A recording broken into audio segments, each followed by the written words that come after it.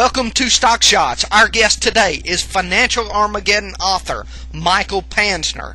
As I've said about other guests on our show, you might not want to hear what this guest has to say, but you definitely need to hear what Michael Panzner has to say. Michael, thanks for being with us on Stock Shots today. Thanks for having me. Michael, tell us a little bit about your book, Financial Armageddon. Well, let's put it this way, it's not a rainy day Sunday reading. It certainly lays out a future for our economy and really in a broader sense the markets and the financial system that is, well, we've been witnessing signs of it every day, but I think things get worse from here. I think we're in an environment now where people have to assume the worst is yet to come. Would you tell us, you talk about the 4 impending catastrophes. Would you just kind of summarize those for us? Sure. I mean, the original premise of the book is that there are a number of different things that come together that essentially represent obligations that ultimately are not going to be paid back. There's a focus on debt. We have extraordinary levels of debt in U.S. society, both at government, corporate, personal level. We have these obligations that the government's on the hook for, and we're seeing that most recently in the press in terms of Fannie Mae and Freddie Mac, that there's suddenly a wariness that the government may have to step in and bail them out and maybe bail out other financial institutions. The third issue has to do with the retirement system. Lots of people, I'm sure, have read about the problems with Social Security and Medicare, but it goes broader than that. We've got, problems at the state level and at the personal level. And finally, the derivatives, which have become a topic of table conversation in some respects, which are really paper promises, but these paper promises have been the undoing of a number of financial institutions. Just recently, you've had, firms like Merrill Lynch, for example, having to write down huge amounts of money, take big losses on their holdings of derivative-type securities. So those 4 together, in my view, represented the perfect storm, and I think we're seeing that unfolding. I think absolutely we're seeing that unfolding, and quite honestly, I talk to traders every day, and I know some very astute traders that just don't know what to do right now. I mean, we're really charting new territory right now, in my opinion. I agree, and the problem is, in the sense that people are probably not doing themselves any favors by assuming that it's kind of like it was before, that you kind of buy the dip mentality, or you just trade it like a normal market. Well, I don't think it's a normal market. In fact, I think this is the new normal. I think we're going to see a lot more volatility. My longer-term outlook is pretty negative. Clearly, nothing goes in a straight line. Of this month, for example, it's very likely that we'll see a sort of technical rebound, but I think we could see far lower prices for stocks, and we could see a lot more of the kinds of problems that we've seen, back in March with Bear Stearns and going forward with other financial institutions that are going to really make it hard to make money in markets. Now, you talked about debt, and obviously we have had a government as of late that has been very free with the checkbook, to say the least. We've had guests on the show that have argued that a bailout, such as the housing bailout that we've talked about, are only going to fuel future inflation. Is that one of the things that you're concerned about? Well, it's interesting because there are some very, very astute people who have seen a number of the problems that I certainly have seen as well, who come to slightly different conclusions. I mean, my view is that if you look back in history, you've had this tremendous buildup of debt, and ultimately, at least the initial impact tends to be very, very negative for prices. It tends to push prices down. We've seen it in the housing market already. We've seen it in terms of what's going on with certain industries where there's lots of competition, where firms are going out of business. It creates a lot of downward pressure on prices.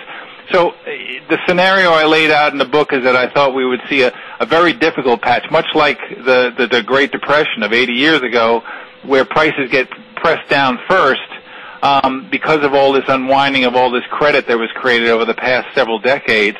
But ultimately, I agree with the inflationists. I think the government will essentially literally go to printing money and creating an environment where the paper isn't worth what it's printed on, essentially. We've had some guests argue that when the government incurs as much debt as we know our government is about to take on with some of these programs, that the only way they can pay that back is to inflate their way out of it. Do you concur with that line of thinking? Well, let's put it this way. If you look at history, governments have gotten out of their debts in two ways. Default. We saw that in the Latin American debt crises in the sort of, in the past several decades, or inflating their way back, which can go all the way back to the days of Rome. I actually think that you have enough people now who are afraid of inflation that they will push things to the bitter end first. Clearly, and there are those who argue that the government is already sort of on the road to ruin in the sense of inflation.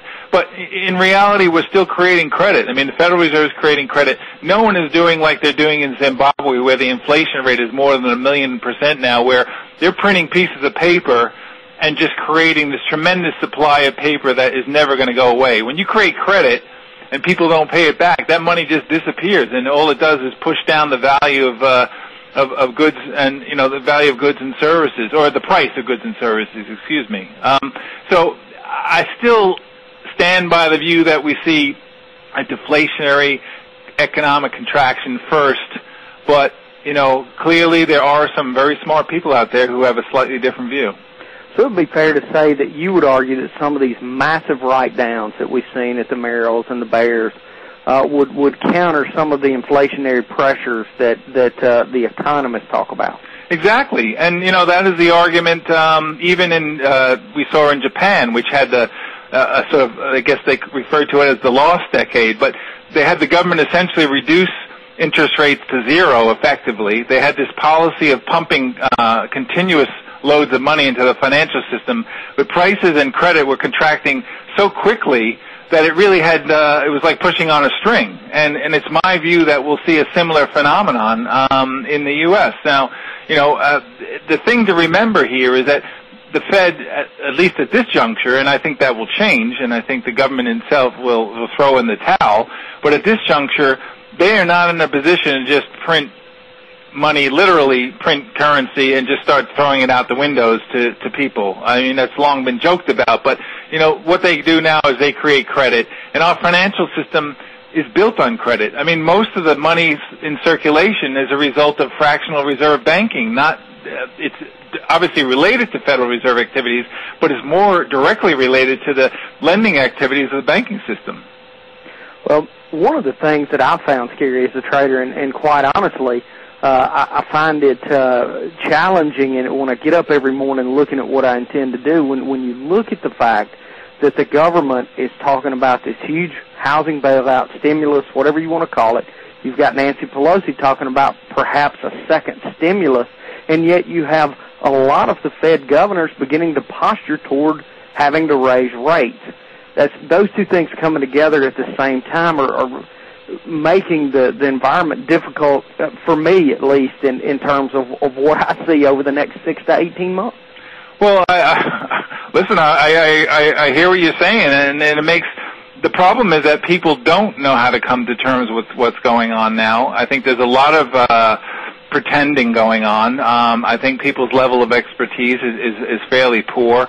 And the reality is that, the scenario I laid out in my book, I didn't lay out any solutions. I don't know if there are solutions. I mean, I tend to take the view that, they may be able to sort of slow things down a little bit, but you go back in history and there's an ebb and flow, and we've had the boom times and the bust times and invariably follow. And because the Federal Reserve and the government have spent so much time postponing recessions and postponing downturns, all they've done is just create this much larger problem now, and I think that's what's currently unraveling. For the rest of this great interview, visit our website, www.stockshots.tv. That's www.stockshotz.tv. Thank you for listening.